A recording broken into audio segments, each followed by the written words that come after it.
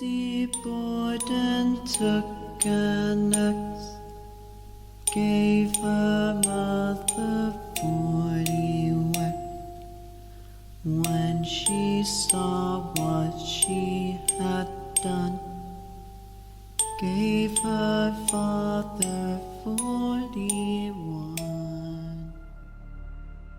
Picture Fall River, Massachusetts, in the late 1800s. On the surface, it was a booming mill town, full of money, opportunity, and the good old proper New England image. But behind that lace curtain, families like the Bordens lived with tension so thick you could cut it with, you guessed it, an axe. Andrew Borden, the head of the family, was loaded. We're talking serious wealth. But here's the kicker, he was also notoriously cheap. The guy could have afforded a mansion on the hill where the city's elite lived, but instead he crammed his family into a smaller house closer to the working class part of town. No plumbing upstairs, no electricity, no modern comforts. Even when the rest of Fall River was moving forward, this decision left his daughters, Emma and Lizzie, stewing. Then there was Abby, Andrew's second wife. She wasn't winning any popularity contests with the girls.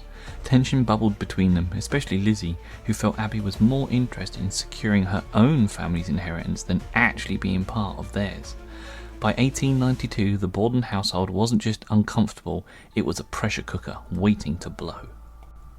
So when you hear about what happened one summer morning in that house, it doesn't come out of nowhere. It was the spark that lit a fire already smouldering under that roof. August 4th, 1892.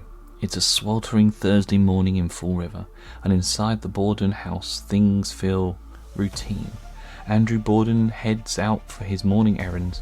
Bridget, the maid, is grumbling about having to clean windows in the heat. Abby, the stepmother, is tidying up one of the guest rooms. Lizzie?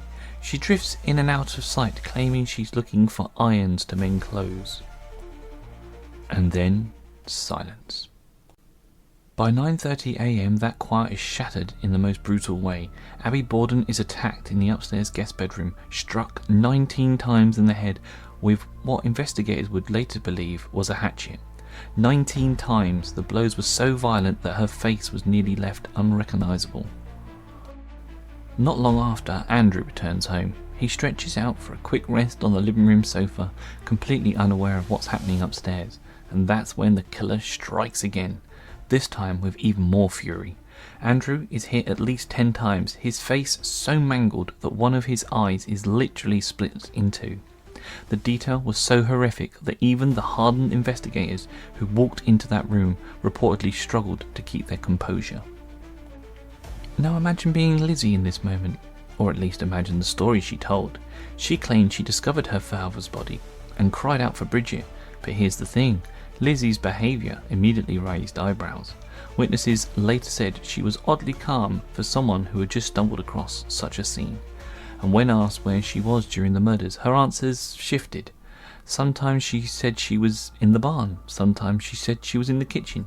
Details blurred.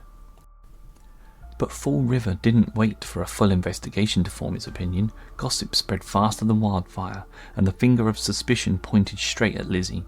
Who else could have done it? The doors were locked, no one reported seeing a stranger enter or leave, and there was no sign of robbery gone wrong. The murders themselves were shocking, yes, but it was the idea of who had actually committed them that sent the real shockwaves through the town. A well-to-do, church-going, respectable woman swinging a hatchet in that manner, it was unthinkable, and yet it was the story everyone couldn't stop whispering about. The murders were horrifying enough, but what happened after? That's where things turned into a full-blown spectacle. Almost immediately, Lizzie became the centre of suspicion. Think about it, the house was locked, there was no sign of forced entry, no valuables stolen. Who else could have done it? The maid? A stranger who slipped in and out unseen? The idea didn't sit right with the townsfolk, and the absence of solid answers, all eyes landed on Lizzie. It wasn't just suspicion, it was fascination. The newspapers of the day had a field day. Remember, this was the late 1800s, when true crime wasn't a podcast you listened to on your way to work. It was delivered daily, in black ink splashed across headlines. The press turned Lizzie into something larger than life. A monster to some, a tragic figure to others. Every courtroom sketch, every rumour Every whispered detail fueled the fire. And then there was Lizzie herself. People couldn't stop talking about her behaviour. Here was a woman accused of slaughtering her father and stepmother with an axe, and yet she remained calm, detached even. During questioning she gave inconsistent statements. At one point she claimed she was in the barn looking for lead sinkers for a fishing trip. Another, she said she was in the kitchen. Her testimony shifted like sand, and the inconsistencies piled up. Still others described her demure as oddly serene. Some said she was cold, like she wasn't grieving at all. Others insisted she was just her New England reserve, that stiff upper lip way of handling emotion. But in a trial by public opinion, that calmness looked like guilt. The actual courtroom trial would come later, but by then the narrative had already been written in gossip and ink. Fall River split into camps, those who couldn't believe a respectable woman from a prominent family could do something so horrific, and those who thought her very composure was the proof she had. It was a feeding frenzy, and Lizzie, she became the unwilling star of America's first true crime media circus. When Lizzie Borden finally stood trial in June of 1891, it wasn't just a legal proceeding, it was a theatre. People packed the courtroom, newspapers across the country sent reporters, and every gasp and every glance, every word was written up like it was a Broadway play. The prosecution painted a chilling picture. They pointed to Lizzie's strained relationship with her stepmother, Abby. They brought up Andrew's notoriously tight grip on money, how Lizzie and her sister Emma felt trapped in a house full of resentment. And then there was the dress. Just days after the murders, Lizzie was seen burning a blue dress in the stove. She claimed it was ruined with paint. The prosecution suggested it was splattered with something far darker. But here's the thing. The evidence was weak. No blood-stained clothes were found on Lizzie. The supposed murder weapon, a hatchet, couldn't be definitively tied to the crime. And remember, it was 1892. No DNA, no reliable fingerprinting, none of the tools we rely on today. Everything was circumstantial. And then there was Lizzie herself. Her composure in court baffled people. Some saw her as dignified, a woman wrongly accused, sitting stoic against the tidal wave of scandal. Others thought her calmness was unnatural, like she was detached from the horror of what had happened. At one point, when her father's skull was brought in as evidence, Lizzie reportedly fainted. Was it genuine grief and shock, or a well-timed performance for the jury? Nobody could say for sure. The defence, meanwhile, leaned hard into her character. They reminded the jury of Lizzie's church work, her good reputation, her respectable standing. How could a woman of such breeding and morality possibly commit such an act so savage? They also hammered away at the lack of clear motive. Sure, there was a family tension, but was that really enough to justify hacking her parents to death? After weeks of testimony, the jury deliberated for barely an hour and a half. Their verdict? Not guilty. And just like that, Lizzie Borden walked free. But if she thought freedom meant peace, she was wrong, because the verdict didn't end the whispers. If anything, it made them louder. Fall River was divided. Some thought justice had been served. Others were convinced a murderer had just been released back into their midst. The acquittal left a question hanging in the air, one that's never been answered. Was Lizzie Borden a victim of circumstance and prejudice, or had she truly gotten away with murder? Lizzie may have walked out of the courtroom a free woman, but her life was never the same. In the eyes of the law, she was innocent. In the eyes of Fall River, she was something else entirely. Neighbours whispered when she passed. Old friends kept their distance. Even at church, the place that had once been her anchor, she was treated like an outcast. People didn't see acquitted Lizzie, they saw the woman who might have bludgeoned her parents to death with an axe. That shadow never left her. After the trial, Lizzie and her sister Emma moved into a grander home on French Street. Lizzie even gave it the name Maplecroft. But money couldn't buy her peace. She wanted to enjoy the social life she felt she'd been denied, attending plays, hosting gatherings, travelling. Yet no matter what she did, Fall River never let her forget. The stares, the gossip, the children singing that twisted little rhyme. Lizzie Borden took an axe and gave her mother 40 whacks. When she saw what she had done, she gave her father 40 whacks. Those songs and sounds and looks followed her everywhere. And it got worse. In 1905, Lizzie and Emma had a falling out so bitter that Emma packed up and left Maplecroft for good.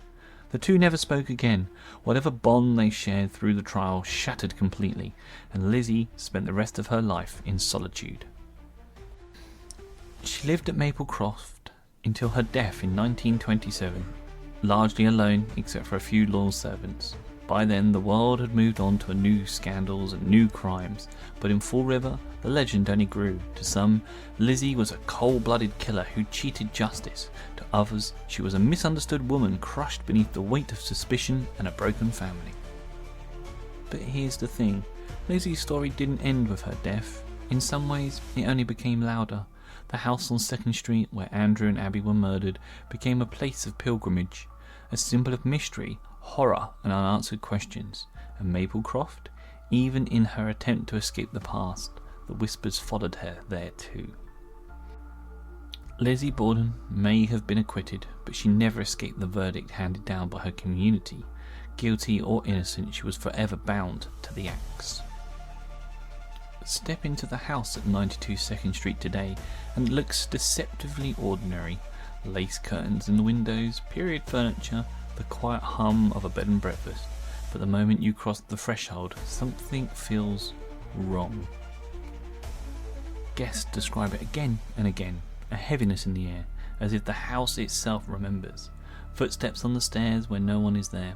A woman's muffled sobs drift from the guest's bedroom, the very room where Abby Borden was struck down. Doors creak open on their own, and sometimes guests wake in the night to feel someone sitting on the edge of their bed, only to find no one there. The living room where Andrew Borden met his brutal end is said to be the most active. People have reported cold spots that linger like a presence standing right beside them. Others swear they've seen the indentation of someone sitting on the sofa, as if Andrew has returned to the spot over and over, replaying the moment of his death. Even the basement has its stories. Some visitors describe hearing whispers down there, voices too low to make out but urgent, like a conversation you're not meant to overhear. More than one guest has cut their tour short after feeling something brush against them in the dark. And it's not just casual tourists saying these things. Paranormal investigators, psychics, even skeptical journalists have all walked away from that house with stories they can't explain. One guest wrote that while staying overnight, she awoke to find the rocking chair in her room moving slowly back and forth. Another swore she heard a woman's voice hissing her name, only to find she was alone. The Borden house has become one of America's most famous haunted locations, not just because of what happened there, but because of what still seems to happen there. The murders stained the home in a way that time has never managed to wash away. And that leads to the question no one can answer. Are these experiences echoes of trauma, burned into the walls like a scar? Or are Andrew and Abby, and maybe even Lizzie herself, still walking those halls, unable to leave behind the brutality of that August morning? The Borden murders didn't just scar one family, they left a mark on an entire town. Even today, more than a century later, Fall River carries the weight of that August morning in ways both subtle and chilling. Ask the locals and you'll hear the same thing. Lizzie's story is everywhere. Kids grow up singing the rhyme on playgrounds, tour guides walk the same streets Andrew once paced, and some residents will tell you, in quiet voices, that the tragedy never really left, that it still spills into the corners of Fall River life. There are stories passed down through families of people who swear they've seen Lizzie herself, a woman in period clothing, drifting down 2nd Street in the early hours before dawn, only to vanish into the fog. Others speak of hearing axe-like thuds echoing in alleyways late at night when the town is otherwise silent. And it's not just the Borden house where people feel it. Some long-time residents say the unease stretches beyond those walls, that the town itself has absorbed the grief and suspicion of 1892. Visitors report strange sensations while walking the old neighbourhoods. Sudden chills, the feeling of being watched, shadows moving where there shouldn't be any. One particularly eerie tale comes from a local shopkeeper who swore she locked up for the night only to return the next morning and find the words "she did it" scrawled in dust on her storefront window. No footprints, no signs of a break-in, just the accusation hanging there like a ghost from the past. It's as if Fall River itself became part of the legend, a town bound to an unsolved mystery, haunted not only by the possibility of restless spirits, but with the collective memory of something too brutal, too strange to ever truly forget. And that's the unsettling truth. Whether you believe in ghosts or not, Fall River has never shaken Lizzie Borden. Her story isn't confined to one house, it seeps into the streets, the air, and the people who still call this place home. Lizzie Borden died in 1927, quietly in her room on French Street. The law had cleared her name, but history and Fall River had other plans. In death, she became more than a person. She became a symbol, a question mark, a story told over and over, each retelling carrying a mix of horror, fascination, and disbelief. Her life after the trial was marked by solitude, but her legend was anything but quiet. Books, plays, films, even music carried her name far beyond the streets of Fall River. And in the Borden house, the echoes never stopped. Guests still wake to cold spots, unexplained sounds and whispers that seem to stretch across the decades. Paranormal enthusiasts continue to document sightings. Reddit threads, podcasts, and late-night ghost tours keep the story alive and creepy. What makes Lizzie Borden so enduring isn't just the brutality of her alleged crime, it's the contradictions. The woman who might have swung an axe, or the woman who spent decades ostracised by something she may or may not have done. The composure in the courtroom that some saw as strength and others as chilling detachment. The luxurious home she never fully enjoyed, haunted by both public judgment and, some swear, lingering spirits. And the biggest question mark remains. Who was Lizzie Borden, really? A victim of circumstance? A monster? Or something in between? The answer is still out there, hidden in the shadows of Fall River and inside the walls of a house that refuses to forget. So as you walk away from this story, think about this. The past doesn't always stay buried. Sometimes it lingers, watching, whispering, waiting, and sometimes it steps into your room just when you thought you were alone.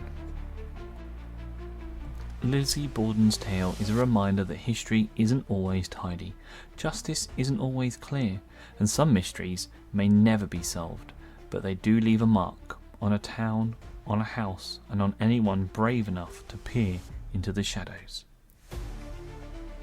Thank you for listening to today's episode.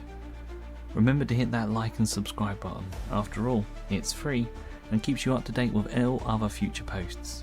But until then, remember, the cult loves you.